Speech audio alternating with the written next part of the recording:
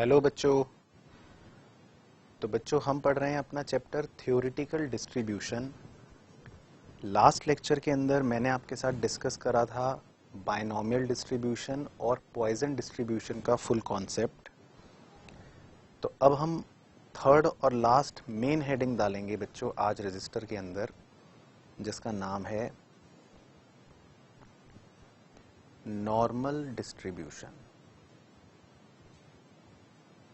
Normal distribution. ये normal distribution जो थी ये प्रोपाउंड करी थी, मतलब किसने इजाद करी थी? Carl Gauss, GAUSS।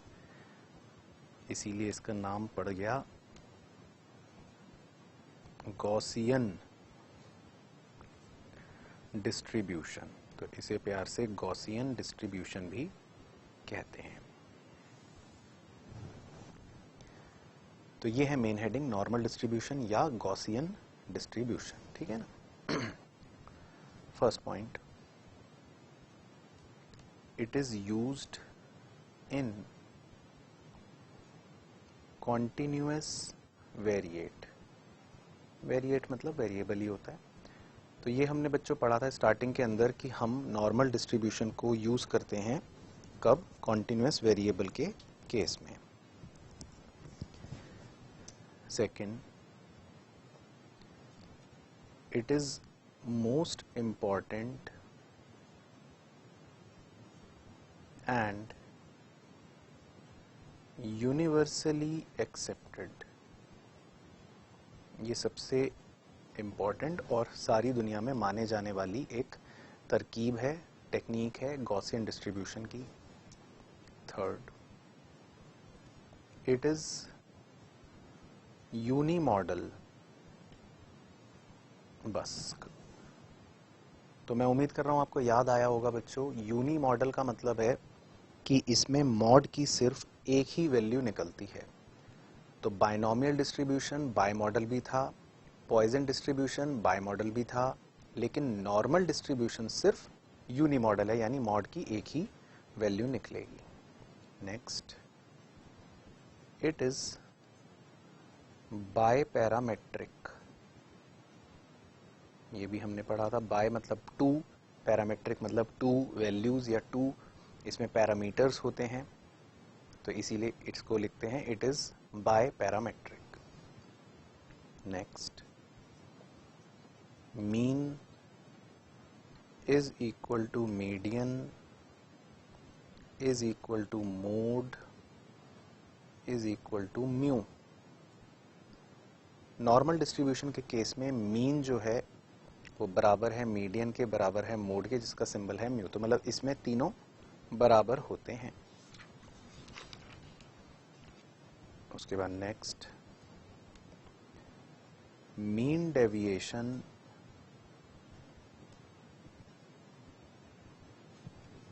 Is equal to 0.8 into standard deviation. Mean deviation का यहाँ पर फॉर्मूला होता है 0.8 मतलब 80% ऑफ स्टैंडर्ड डेविएशन। तो स्टैंडर्ड डेविएशन का 80%। उसके बाद next, Q1 Q3।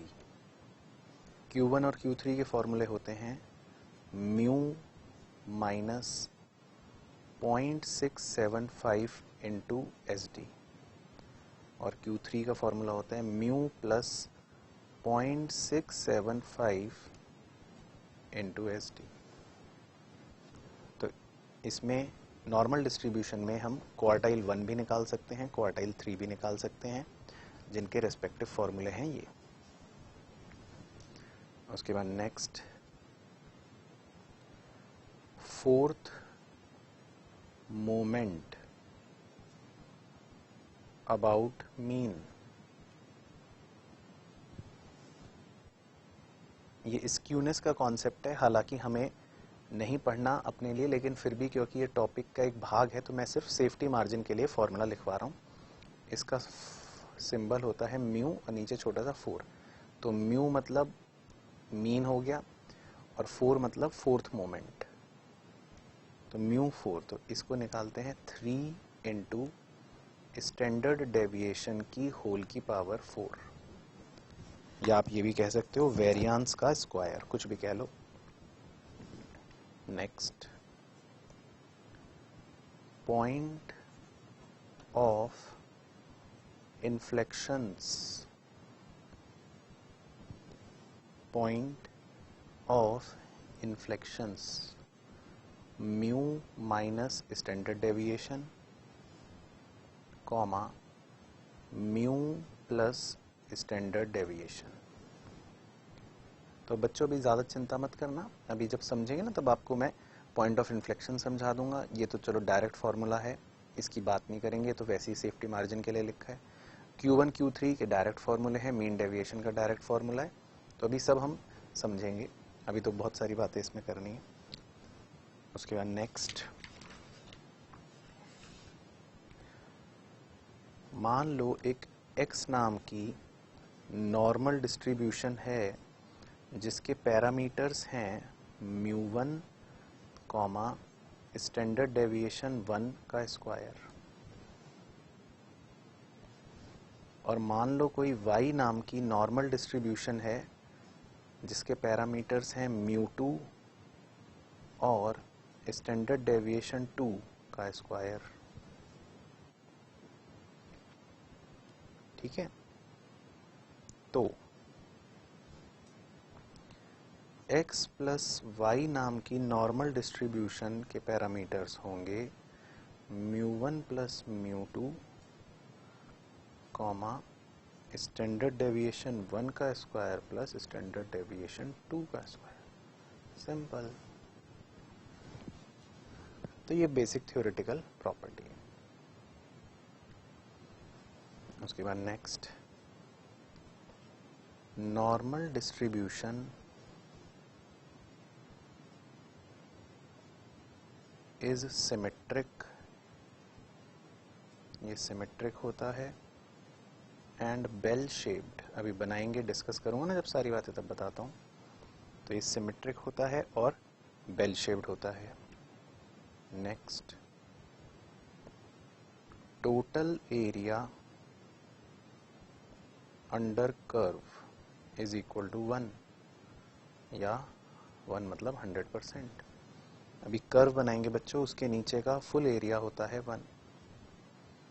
Next, z is equal to छोटा x minus x bar divided by standard deviation. इसे बॉक्स में बना लो, अभी इसकी चर्चा होनी है बहुत सारी, तो देखेंगे अभी थोड़ी देर में।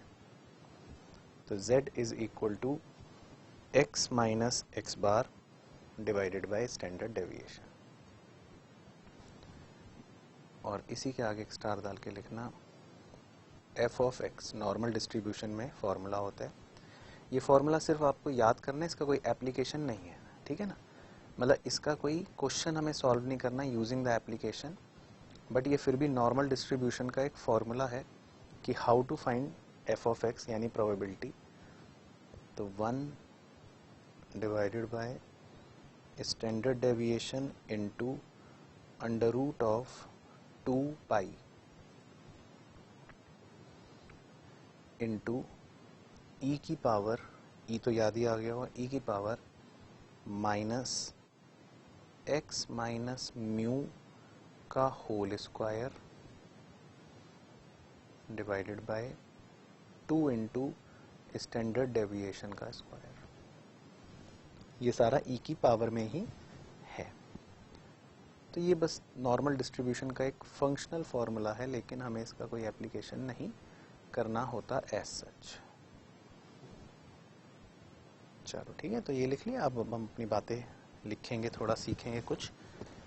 तो अब आप फ्रेश पेज पर आना बच्चों, ठीक है, फ्रेश पेज पर। चलो ठीक है सर, आ गए फ्रेश पेज पर। चलो, तो मेन काम, जो मेन मुद्दा है नॉर्मल डिस्ट्रीब्यूशन का, हम वो डिस्कस करते हैं।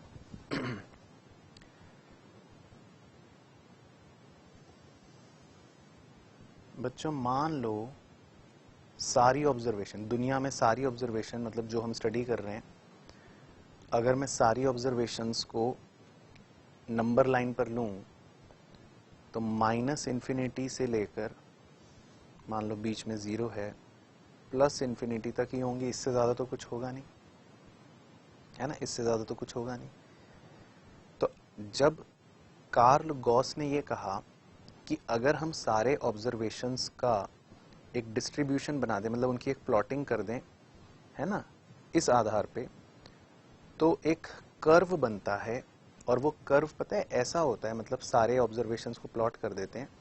मान लो ये क्लास के मैंने बच्चों को हाइट के हिसाब से खड़ा करा, ऐसे मान लो ये सबसे छोटी हाइट के बच्चे और ये सबसे लंबी लंबी हाइट के बच्चे। तो आमतौर पे क्या देखने को मिलता है किसी क्लास में, 2 4 5 बच्चे होते हैं बिल्कुल छोटी हाइट वाले, 2 4 5 बच्चे होते हैं बिल्कुल एक्स्ट्रा लंबे, बहुत लंबे। ज़्यादातर मेजॉरिटी क्या होती है, मतलब ठीक है एवरेज हाइट है ना सबकी। तो उन्होंने कहा कार्ल गॉस ने कि ज़्यादातर चीज़ों का डिस्ट्रीब्यूशन नॉर्मल होता है।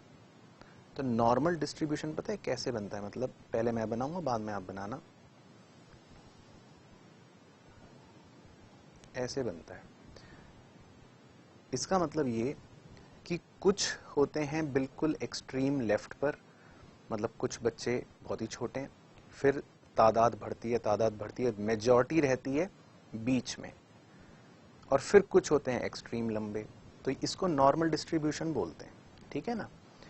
तो इसके नीचे, इस पूरे पहाड़ के नीचे अगर मैं बोलूं कि सबकी संभावना टोटल कुल मिलाकर कितनी है, तो 1 होती है, मतलब कि area under the total curve 1 है। तो इस पहाड़ के नीचे जो प्रोबेबिलिटी है वो 1 है। तो ये तो पहले नॉर्मल डिस्ट्रीब्यूशन का एक कर्व बन गया, उन्होंने कहा कार्ल गॉस ने, ठीक है। अब ये सिमेट्रिक होता है, इसका अर्थ ये है कि अगर मैं इसका बिल्कुल सेंटर पॉइंट ले लूं बीचों बीच, तो जितना एग्जैक्ट पहाड़ इधर है वही एग्जैक्ट पहाड़ इधर है, ठीक है, बिल्कुल सिमेट्रिक है। अगर मैं पेज फोल्ड कर सकता बच्चों, तो मैं यहाँ से बीच से लाइन से ऐसे पेज फोल्ड कर देता, तो ये बिल्कुल पहाड़ पे पहाड़ ऐसे बंद होके आ जाता है, सिमेट्रिक होता है। अच्छा ठीक है सर, तो अब देखो बच्चों, सारी ऑब्जर्वेशन इस पूरे पहाड़ के अंदर कवर हो जाएंगी। भाई एक बच्चा जो मैं कह रहा हूँ सबसे छोटी हाइट का है वो भी यहाँ पर आ जाएगा कहीं, और एक बच्चा जो सबसे बड़ी हाइट का है वो यहाँ आ जाएगा, बाकी सब तो बीच में आ जाएंगे। तो टोटल प्रोबेबिलिटी है 1 या 100% मान लो। टोटल प्रोबेबिलिटी कितनी है, 100% है ना। तो अगर टोटल प्रोबेबिलिटी 100% है, तो कार्ल गॉस ने कहा, और कार्ल गॉस ने भी क्या कहा, तो अब आप भी बता सकते हो, तो आधे पहाड़ की प्रोबेबिलिटी कितनी होगी, 50%, और इस आधे पहाड़ की प्रोबेबिलिटी कितनी होगी, 50%। बस पहली तो हो गई ये बात। अच्छा अब देखो ध्यान से, इस पूरी ऑब्जर्वेशंस का जो ये बिल्कुल सेंटर पॉइंट है, ये जो वैल्यू होती है ना, मज़ेदार बात ये है कि ये म्यू होती है। म्यू मतलब मीन की भी यही वैल्यू निकलेगी। अगर ये वैल्यू मान लो कुछ भी है 68, तो मीन निकलेगा 68 सारी ऑब्जर्वेशंस का, मीडियन भी निकलेगा 68 सारी ऑब्जर्वेशन का, और मोड भी निकलेगा 68 सारी ऑब्जर्वेशन का। तो ये जो बिल्कुल सेंटर पॉइंट होता है ये म्यू होता है इस पहाड़ के अंदर। अच्छा ठीक है, अब ध्यान से सुनना मेरी बात। अब स्टैंडर्ड डेविएशन को अगर मैं म्यू में जोड़ देता हूं, तो मैं थोड़ा सा आगे इधर खिसक जाता हूं, ठीक है ना, यहां खिसक जाता हूं मान लो, तो इसे बोल देते हैं म्यू प्लस एस डी। और अगर मैं स्टैंडर्ड डेविएशन को म्यू में से घटा देता हूं, तो उसे बोलते हैं म्यू माइनस एस डी। तो कार्ल गॉस ने ये बोला, ध्यान से मेरी बात सुनना, कार्ल गॉस ने ये बोला कि, क्या बोला सर, पहले मुझे बनाने दो फिर बताता हूँ। कार्ल गॉस ने ये बोला कि 68.28% ऑब्जर्वेशंस जो हैं वो इस बीच में लाई कर जाती हैं। मतलब भाई टोटल ऑब्जर्वेशन तो 100 है, 100% है, मतलब टोटल प्रोबेबिलिटी, तो 68.28% ऑब्जर्वेशन इस बीच में ही लाई कर जाती हैं, इतने एरिया में लाई कर जाती हैं। ऐसा कार्ल गॉस ने बोला अपनी स्टडी के अंदर, ठीक है। इसके बाद थोड़ा सा आगे बढ़े, अगर मैं म्यू में 2SD जोड़ दूं, 2 स्टैंडर्ड डेविएशन, और म्यू में 2 स्टैंडर्ड डेविएशन घटा दूं, तो कार्ल गॉस ने बोला कि, क्या बोला सर, कि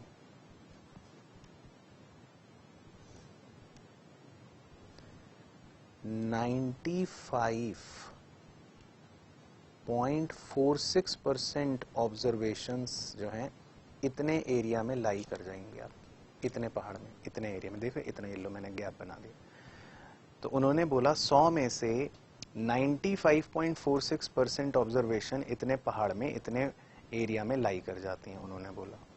ठीक है, उसके बाद म्यू से हम और दूर चले जाते हैं, एक्सट्रीम, म्यू प्लस 3SD, और म्यू से इधर भी और दूर आ गए, म्यू माइनस 3SD। तो कार्ल गॉस ने बोला, क्या बोला सर, अब तो समझ ही गए होंगे क्या बोला। कार्ल गॉस ने बोला कि 99.73% ऑब्जर्वेशन इतने एरिया में लाई कर जाते हैं, इतने पहाड़ के अंदर लगभग 99.73% ऑब्जर्वेशन लाई कर जाती हैं। तो मतलब वही समझ लो, क्लास में मान लो 100 बच्चे हैं, तो लगभग 99.73% बच्चे इतने एरिया में ही आ जाएंगे। इक्का दुक्का कोई होता है, बल्कि इक्का दुक्का भी नहीं, इसके हिसाब से तो बस 0.27% है ना, इनके हिसाब से। तो मतलब ये जो, इसको मैं शेड कर देता हूँ, मतलब इसके बाहर का जो बिल्कुल एक्सट्रीम बच गया, तो अगर मैं दोनों एक्सट्रीमों को जोड़ लूँ, यहाँ बना देता हूँ डिज़ाइन, कि ये जो मैंने एक्सट्रीम बनाया, तो कार्ल गॉस के हिसाब से ये टोटल में से सिर्फ 0.27% ही हैं। तो मतलब बहुत ही कुछ लोग होते हैं जो इधर एक्सट्रीम में आते हैं, नहीं तो 99.73% ऑब्जर्वेशन इतने एरिया में लाई कर जाती है, 95.46% ऑब्जर्वेशन इतने एरिया में लाई कर जाती है, 68.28% ऑब्जर्वेशन इतने एरिया में लाई कर जाती है।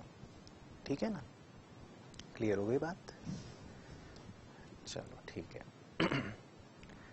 अब देखो बच्चों, अगर मैं बोल रहा हूं कि ये एक्सट्रीम्स जो हैं ये 0.27% है ना, और ये पूरा चार्ट सिमेट्रिकल होता है, ये पूरा सिमेट्रिकल होता है, तो अगर मैं खाली इतने की प्रोबेबिलिटी पूछूं कि खाली इस वाले शेडेड रीजन की, मुझे पता है ये और ये दोनों शेडेड रीजन जो हैं ये 0.27% है, तो अगर ये सिमेट्रिकल है तो आधा ये होगा और आधा ये होगा, तो इसकी प्रोबेबिलिटी है 0.135%, मतलब इसका आधा कर दिया, और इसकी भी प्रोबेबिलिटी है 0.135%। ठीक है ना, तो ये सारा प्रोबेबिलिटी का चार्ट का खेल है। अब ऐसी देखो, एक बार ध्यान से देखना, बस बहुत सिंपल है।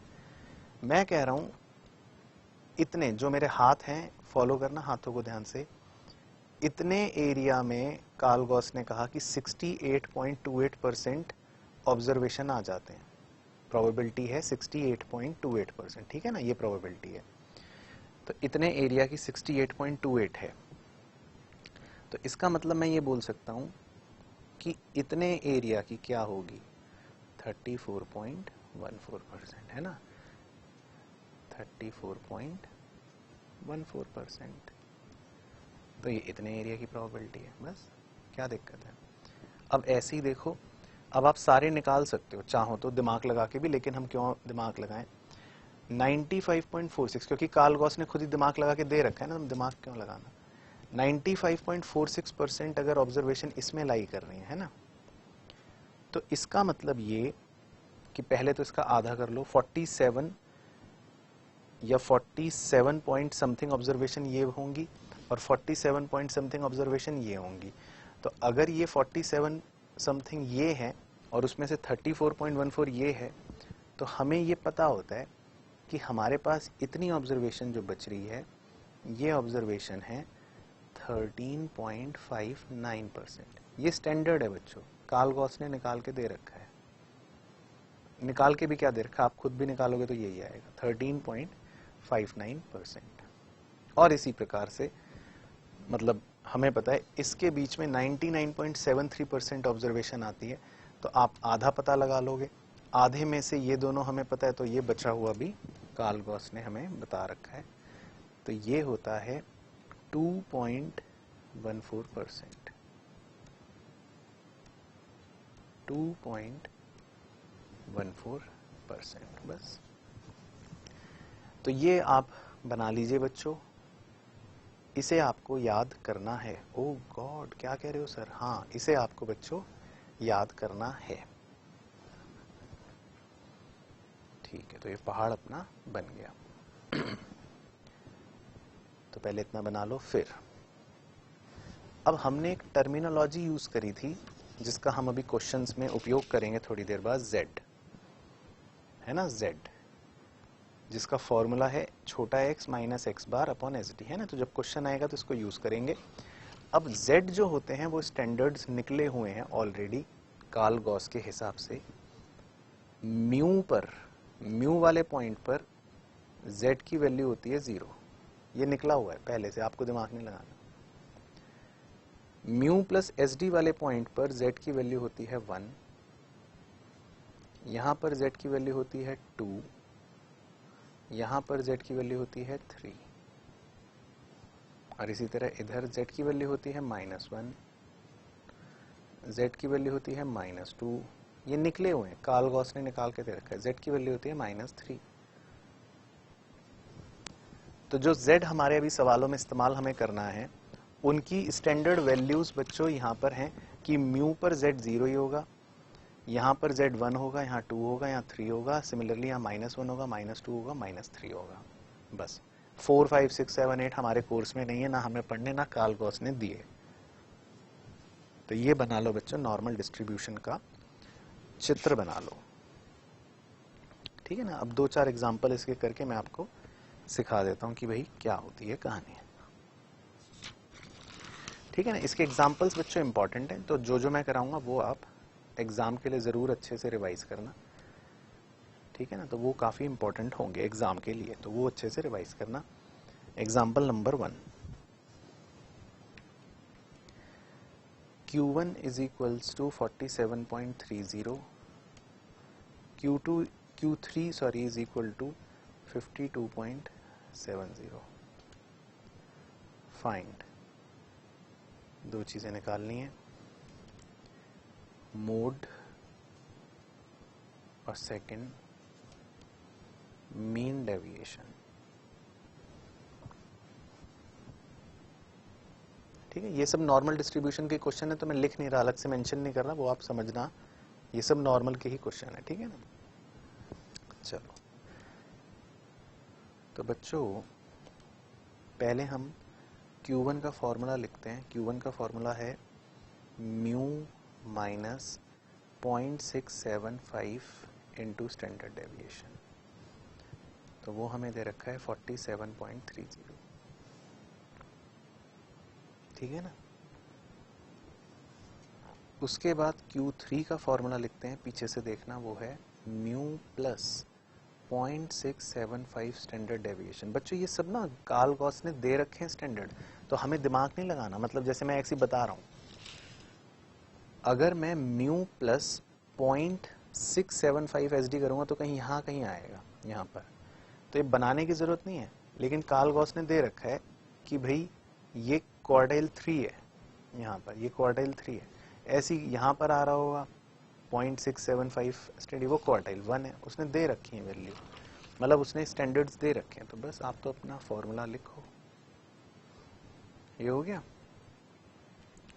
तो ये दो चीज़ें उसने गिवन है, तो अब इन दोनों को अगर मैं ऐड कर दूं, तो इन दोनों को ऐड करते ही ये कट जाएगा, 2 म्यू इज इक्वल टू 100, तो मेरे पास म्यू आ गया 100, और म्यू जो होता है इसमें मीन भी म्यू ही होता है, मीडियन भी म्यू ही होता है, मोड भी म्यू ही होता है। तो पहला पार्ट तो आ गया, मोड आ गया, तो उसने कहा था मोड निकालो, तो 100/2 मतलब कि 50, तो 50 आ गया हमारा म्यू, तो 2 म्यू इज इक्वल टू 100, तो म्यू इज इक्वल टू 100/2 यानी मीन हो, मीडियन हो, मोड हो, वो आ जाएगा हमारा 50। ठीक है, पहला पार्ट। अब दूसरा कह रहा है एमडी निकालो, तो एमडी पे भी आता हूँ अभी। अब हमारी इक्वेशन क्या थी Q1 वाली, म्यू माइनस 0.675 SD, है ना, ये थी। Q1 हमें दे रखा है 47.30, म्यू हमने अभी अभी निकाला 50, 0.675 इंटू SD। इस इक्वेशन से आप SD निकाल लो, SD उधर चला जाएगा, मतलब 50 माइनस 47.30 इधर आ जाएगा, 0.675 नीचे आ जाएगा। इसे सॉल्व करो कैलकुलेटर पे, तो SD कितना आ रहा है, ये आ रहा है बच्चों 4। तो स्टैंडर्ड डेविएशन आ गया 4, पहले इतना आ गया। फिर जाओ चेक करो, MD का फॉर्मूला पीछे से चेक करो एक बार जल्दी से। मीन डेविएशन होता है इज 80% ऑफ स्टैंडर्ड डेविएशन, यानी 0.8 SD। तो SD अगर 4 है तो इंटू 0.8, तो मीन डेविएशन का आंसर आ गया 3.2। तो ये क्वेश्चन बच्चों आते हैं एग्जाम में इसके अंदर, तो बस आप ये एग्जाम्पल्स ध्यान से करना, नोट करते रहो, तो आपको एग्जाम के हर तरह के क्वेश्चन की जानकारी हो जाएगी, बिना चिंता के आप कर लोगे। चलो इसके बाद एग्जाम्पल नंबर 2 एक और करते हैं आपको सिखाने के लिए। f of x is equal to 1/4 into under root 2 pi into e की पावर माइनस x माइनस 10 का होल स्क्वायर डिवाइडेड बाय 32। ठीक है, क्या निकालना है sir, find point of inflections. हमें निकालने हैं पॉइंट ऑफ इन्फ्लेक्शंस। ठीक है ना, तो ये एक छोटा सा क्वेश्चन ऐसे ही आएगा एग्जाम में, कहेगा फाइंड पॉइंट ऑफ इन्फ्लेक्शंस। ठीक है, तो देखो ध्यान से, दोनों बातें ध्यान से सुनना मेरी। पहले मैं पॉइंट ऑफ इन्फ्लेक्शन समझा रहा हूँ। पॉइंट ऑफ इन्फ्लेक्शन क्या होता है, आपने पॉइंट ऑफ इन्फ्लेक्शन में एक फॉर्मूला तो लिख रखा है पॉइंट ऑफ इन्फ्लेक्शन का। देखो क्या लिखा था, म्यू माइनस SD और म्यू प्लस SD। अब मैं एक बार वो पहाड़ दिखाता हूँ आपको, ताकि पॉइंट ऑफ इन्फ्लेक्शन जो है वो अब आपको समझ आए। म्यू माइनस SD जो था पहाड़ में, और म्यू प्लस SD जो था पहाड़ में, वो कहाँ थे एक बार देखो, ये रहे। म्यू प्लस SD वाला पॉइंट था ये, मैंने डार्क कर दिया गोला, और म्यू माइनस SD वाला पॉइंट था ये। तो बच्चों याद है आपको पॉइंट ऑफ इन्फ्लेक्शन का क्या होता था, हमने TP में पढ़ रहा था, या वैसे भी कौन है, ये कर्व बढ़ रहा है, इस पॉइंट से आके इसने थोड़ा सा अपनी शेप चेंज कर ली। इसी तरह इधर से भी वो तो सिमेट्रिक है, तो पहले बढ़ रहा है, इस पॉइंट से आके थोड़ा सा अपनी शेप चेंज कर ली, तो इन्हें बोलते थे पॉइंट ऑफ इन्फ्लेक्शन, है ना, ये होते हैं पॉइंट ऑफ इन्फ्लेक्शन। तो ये तो हो गया कॉन्सेप्ट। अब हमें निकालने हैं पॉइंट ऑफ इन्फ्लेक्शन, यानी ये निकालना है। तो अब हम क्या करें सर, ये तो बड़ा ही मतलब चक्कर आ गए देखते ही। तो कोई बात नहीं बच्चों, चक्कर वाली बात नहीं है, एग्जाम में फ्री के नंबर है, ये क्वेश्चन आएगा तो बताता हूँ भी कैसे। अब आपको ये फॉर्मूला लिखवा रखा था fx का, यहाँ पे लिखा हुआ है, तो आप बस इससे कंपेयर करो, इस फॉर्मूले से कंपेयर करो जो गिवन है उसको। 1/4 इंटू रूट के अंदर 2 पाई लिखा है, और यहाँ है फॉर्मूले में 1/SD इंटू रूट के अंदर 2 पाई। तो कंपेयर करने से आपको क्या पता लगेगा, बाय कंपेयरिंग, कंपेयर करने से आपको ये पता लगेगा कि SD की वैल्यू कितनी है, 4। बस सीधा सीधा तो ये याद होना चाहिए। देखो यहाँ SD है फॉर्मूले में, यहाँ उसकी जगह 4 दे रखा है। अब आओ म्यू पर, x माइनस म्यू है ना, x माइनस म्यू का स्क्वायर था, और यहाँ फॉर्मूले में दे रखा है x माइनस 10, तो इसका मतलब म्यू क्या है, 10। बस ये है, बताओ कुछ है क्या, फ्री के नंबर हैं कि नहीं है सर। अब पॉइंट ऑफ इन्फ्लेक्शन में पुट कर देते हैं, 10 माइनस 4 कॉमा 10 प्लस 4, तो मतलब 6 और 14, तो बस पॉइंट ऑफ इन्फ्लेक्शन हो गए 6 और 14, तो जो वो एग्जैक्ट वैल्यू होंगी ऑब्जर्वेशंस के हिसाब से वो 6 और 14 रही होंगी, ठीक है ना। तो बस हमारा तो आंसर आ गया, हमारा काम खत्म। क्लियर? चलो एग्जाम्पल नंबर 3।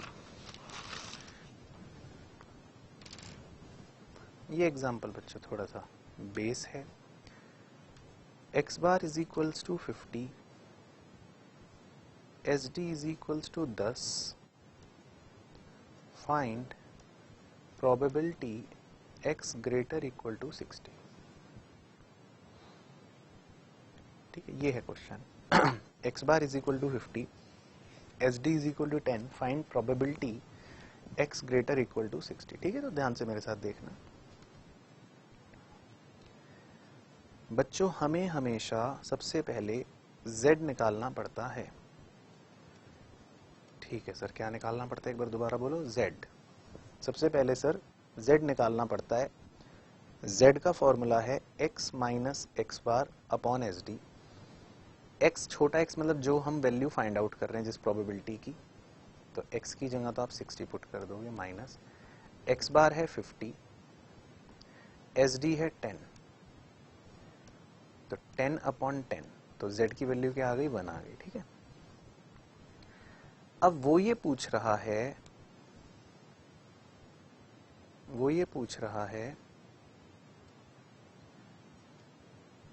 कि, याद है पहले पहाड़ बना रहा हूं बच्चों, यहाँ पे z की वैल्यू क्या थी, 1।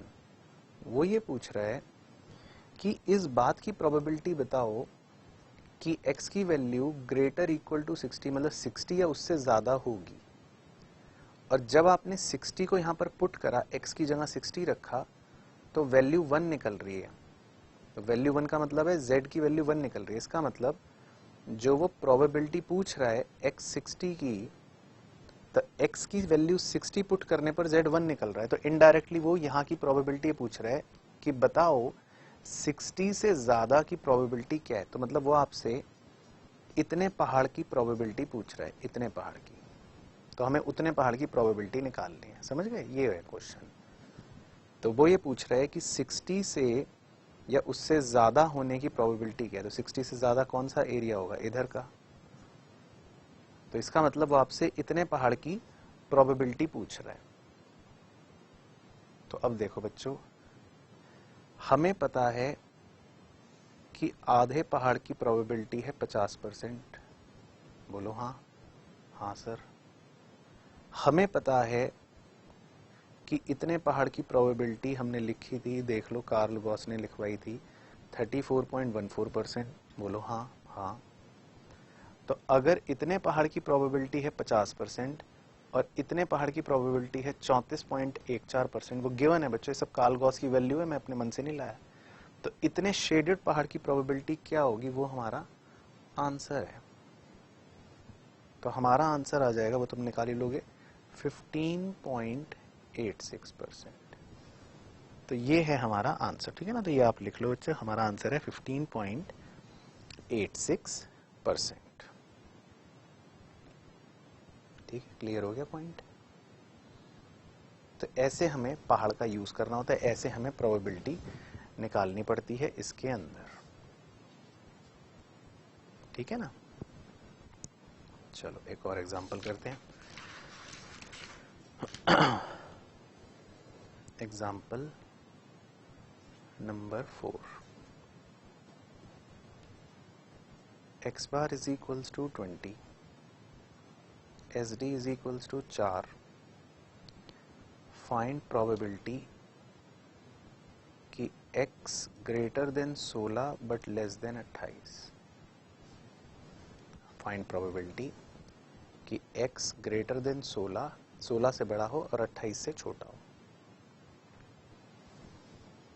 चलो तो देखो सॉल्यूशन। सबसे पहले z निकालते हैं। z का फॉर्मूला क्या है, x minus x bar upon s D, है ना, x minus x bar upon s D.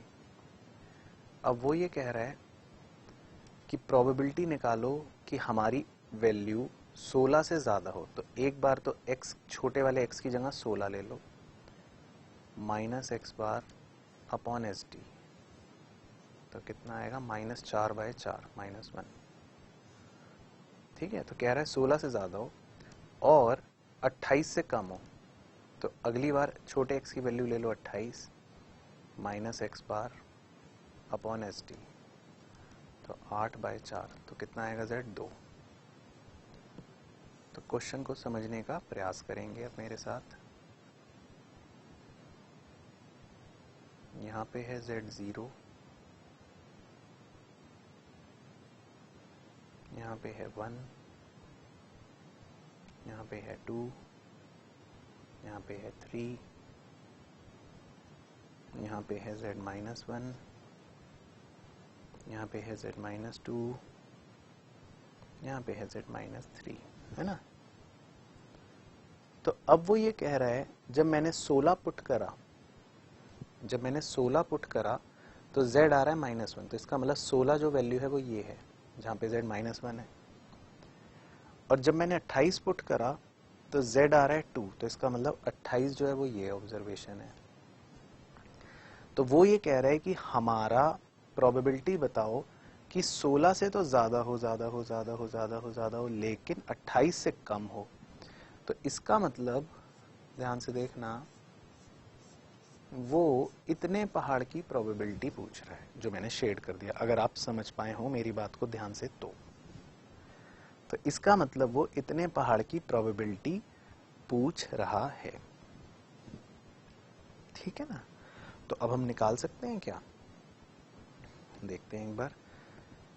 भाई इतने पहाड़ की थी 34.14%, इसकी भी थी 34.14%, और इसकी कितनी थी सर, एक बार पीछे से देख लो, तो मुझे भी याद नहीं है, 13.59 थी शायद,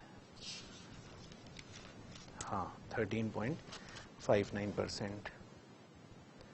तो इसका मतलब जो मेरा आंसर आएगा, जो वो पूछना चाह रहा है कि 16 से लेकर 28 तक हो हमारे x की वैल्यूज की प्रोबेबिलिटी बताओ, तो इसे जोड़ लोगे आप। ठीक है, तो इसे जोड़ के क्या आएगा, तो एक बार जोड़ें, इसे जोड़कर आ जाएगा, एक बार जोड़ते हैं, मैं भी जोड़ता हूँ, 34.14 प्लस 34.14 प्लस 13.59, 81.87। तो ये हमारा आंसर हो गया 80.1.87%। बस। तो ये बच्चों एप्लीकेशन होता है नॉर्मल डिस्ट्रीब्यूशन का, पहाड़ का ये यूज होता है। पहाड़ इस तरह से प्रोबेबिलिटी निकालने में हेल्प करता है पहाड़। ठीक है ना, समझ आ रहा है। चलो आगे बढ़ते हैं, एक और example.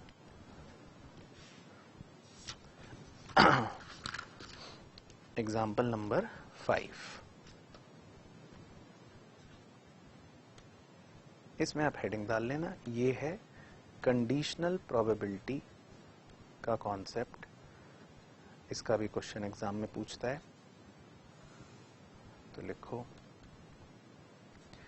x bar is equals to 120, S D is equals to 40, उसके बाद प्रोबेबिलिटी निकालनी है x less than equal to 150, ऐसे दे रखा होगा। फिर एक ऑब्लिक का साइन होगा, ये ऑब्लिक का साइन है मतलब कंडीशन, ये ऑब्लिक का साइन होता है कंडीशन। फिर वो कुछ और देगा, x ग्रेटर देन 120, ऐसे देगा। और इसने कुछ और एक इंफॉर्मेशन भी दे रखी है, area between z equals to 0 to z equals to 0.75 is 0.3734, ये इंफॉर्मेशन दे रखी है। तो बच्चों ये कंडीशनल प्रोबेबिलिटी का सवाल है, ये ऑब्लिक का साइन आते ही समझ जाना कि कुछ है। तो आओ पहले सॉल्यूशन सिखाएं। पहले तो कंडीशनल प्रोबेबिलिटी का ब्रेकअप करना सिखाएंगी, कैसे करते हैं। देखो ध्यान से समझना, कंडीशनल प्रोबेबिलिटी के केस में हम कैसे निकालते हैं प्रोबेबिलिटी।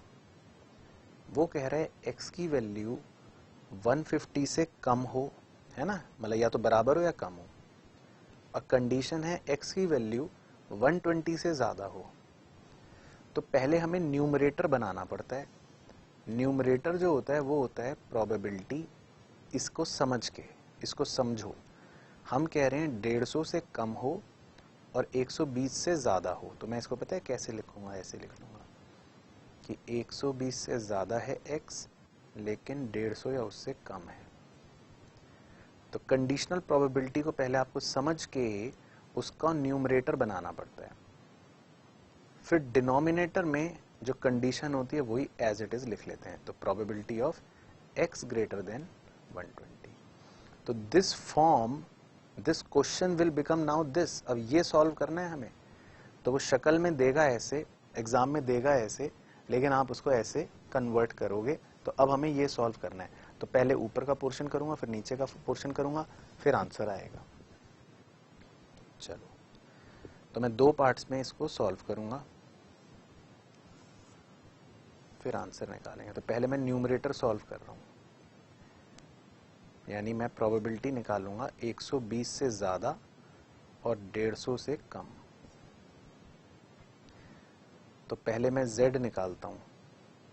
z का फॉर्मूला है x minus x bar divided by S d.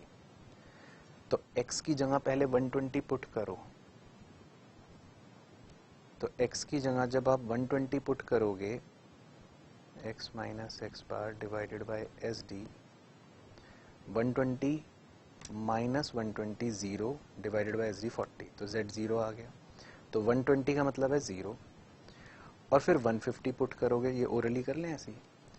तो 150 माइनस 120, तो यानी 30, 30 अपॉन 40, तो 30 अपॉन 40 आ जाएगा 0.75। तो 150 का मतलब है 0.75। तो मतलब अगर मैं पहाड़ बनाऊं, पहाड़ में Z0 यहाँ पर है और पहाड़ में Z 0.75 यहाँ आएगा, तो ये जब Z0 है तो मतलब 120 है ऑब्जर्वेशन, जब Z 0.75 है तो 150 है ऑब्जर्वेशन। अब वो कह रहा है कि मुझे तो बताओ कि 120 से बड़ा हो और 150 से छोटा हो। तो यानी 120 से बड़ा और 150 से छोटा, यानी ये वाला एरिया पूछ रहा है वो। ठीक है, समझ आ रहा है ना पॉइंट। तो Z0 से लेके Z 0.75 का एरिया पूछ रहा है, तो वो उसने गिवन दे रखा था, इसीलिए ये क्वेश्चन में गिवन था। Area between Z0 to Z 0.75 is 0.3734। तो न्यूमरेटर का जो आंसर आ रहा है वो आ रहा है 0.3734 इसका। ये न्यूमरेटर मैंने यहाँ सॉल्व करा है। ठीक है, तो आप समझ के फिर नोट करना, खुद से पहले अंडरस्टैंडिंग ले लेना। दूसरा डिनोमिनेटर सॉल्व करता हूँ मैं, प्रोबेबिलिटी x ग्रेटर देन 120। तो 120 अगर मैं पुट करता हूँ तो z की वैल्यू हमने निकाली ली थी, 0 आ रही है। तो इस बार वो ये पूछ रहा है z की वैल्यू 0, तो यहाँ पर 120 है ये ऑब्जर्वेशन। x की वैल्यू पूछ रहा है 120 से बड़ी, तो 120 से बड़ी, तो 120 से बड़ा मतलब इतना एरिया पूछ रहा है इस बार। तो ये तो बच्चों 0 के बाद आधा पहाड़ कितना होता है, 0 के बाद आधा पहाड़ है, तो 0 के बाद आधा पहाड़ तो हो गया 0.5। तो डिनोमिनेटर का जो आंसर है वो है 0.5 या 50%। मतलब कहीं आप सोच रहे हो सर ये क्या कह रहे हो, तो 50% मतलब 0.5 ही हो गया ना। तो इसका मतलब जो फाइनल आंसर मेरा बनेगा वो निकाल लो, वो क्या बनेगा, वो बनेगा 0.7468, या जिसको देसी भाषा में आप 74.68% कह सकते हो। तो ये बच्चों, ये पहाड़ का देख रहे हो इस्तेमाल ऐसे करते हैं। नॉर्मल डिस्ट्रीब्यूशन में पहाड़ से प्रोबेबिलिटी निकालते हैं ऐसे, तो कंडीशनल प्रोबेबिलिटी को कैसे ब्रेक करना है मुझे वो सिखाना था, तो ये एग्जाम्पल आप नोट कर लेना बच्चों, ये भी इंपॉर्टेंट है।